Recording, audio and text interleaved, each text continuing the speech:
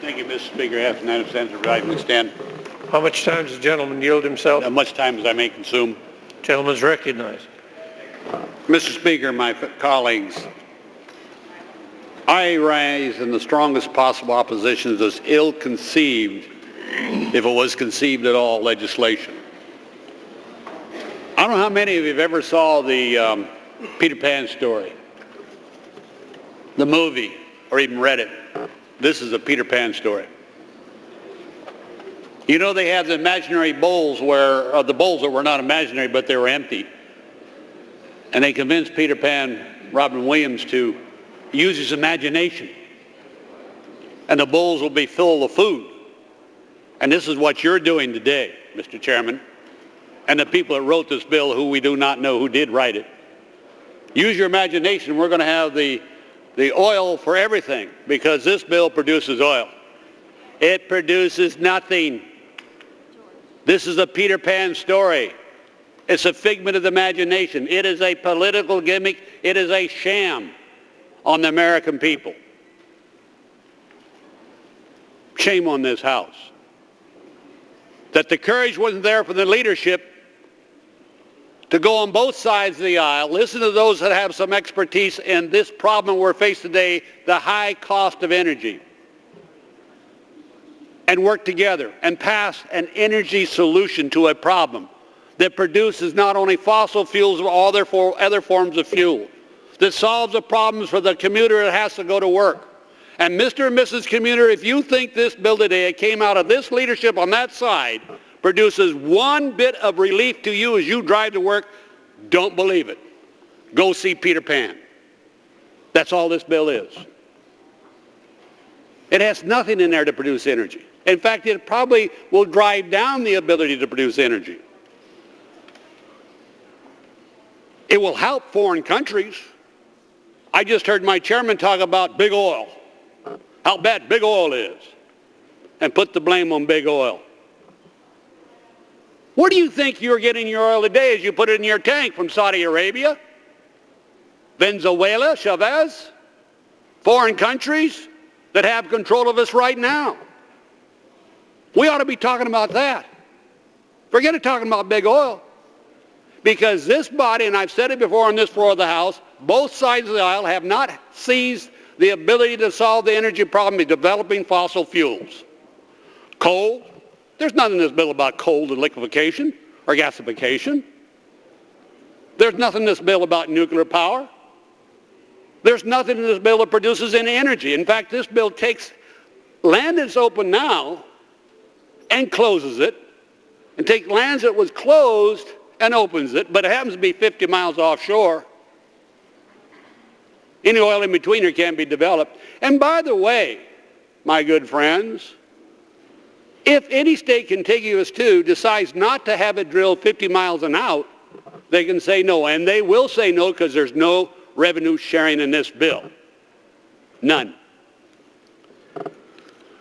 It is probably the best way to call this bill the Venezuela, Russia, and Middle East Oil Production Act, because you're protecting the foreign countries under this legislation. And I don't know why I'm getting worked up about it, because we all know this is a political gimmick. It's never going to go anywhere. It's not going to become law, but it will give some people cover and say, I voted for more drilling, more production. This bill does not do that. It will increase energy cost. And I'm a little concerned on both sides of the aisle again, because oil has dropped down to $93 a barrel today. You know, if that would happen last year, we'd say, my God, the world's coming to an end. Oil went to $93. But it was 145. And we're being lulled into this type of legislation saying we're going to solve the problem, and nothing is occurring to solve the problem of the American consumer. We're right where we were last year, and the year before that. And that's wrong. It does leave out ANWR. I wasn't going to bring that up, but the closest, quickest way to produce 1 million barrels a day to the United States was to open ANWR. No, we left that out. Can't happen.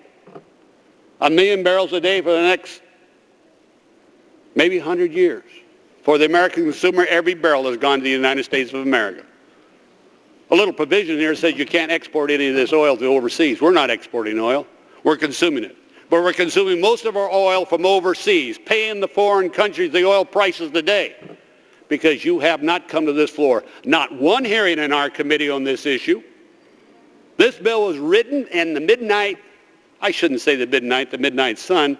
I would say it was written in the darkness of night and introduced last night, had the rule last night, 500 pages. I have read it, and it produces nothing. You can get more energy out of this bill, ladies and gentlemen, you take all the copies of the bill and put it in a bonfire. And that is not good for this House or this nation. You had the opportunity. Now, I don't understand really why anybody would support this legislation at all, because we're committing something wrong to the American people. We had a chance. I see people from oil-producing states over on that side. Why did you buy into the concept we wanted to bring a bill to the floor that does nothing but say, I help develop more oil when it doesn't do it? If you believe that, you would have let us have this bill 2 weeks, 3, 4 weeks ago. But you didn't. Because you know when it finally gets out of the public, they start understanding what's occurring, that the public will understand, yes, it was a sham. And I'm tired of politics on oil in this body. We have a speaker that believes that we have to save the planet because we can't burn any more fossil fuel. If that's the case, then let's admit it. I believe is what she believes. And I think that's sad. I believe we ought to say, okay, we do have to have fossil fuels, and we can develop the other forms of energy, but it takes time. We need that bridge. This bill doesn't do that. So we're going to come back here next year. The public will be hoodwinked. The public will have high prices again. Nothing will be done.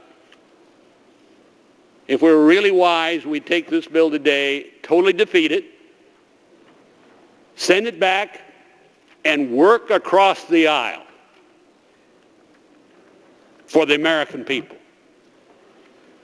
Work across the aisle for a solution so we're no longer have the yoke, not of big oil around our necks, the yoke of the foreign countries that took those billions of dollars, the largest transfer of American wealth in history, occurred because this body didn't act correctly. Did not transfer, did not develop the resources so we wouldn't have to transfer that wealth overseas, and we did it. So we have a responsibility to defeat this legislation. It was conceived in the dark. Who the father is, I do not know. But we do know it's not legitimate. And I reserve the balance of my time.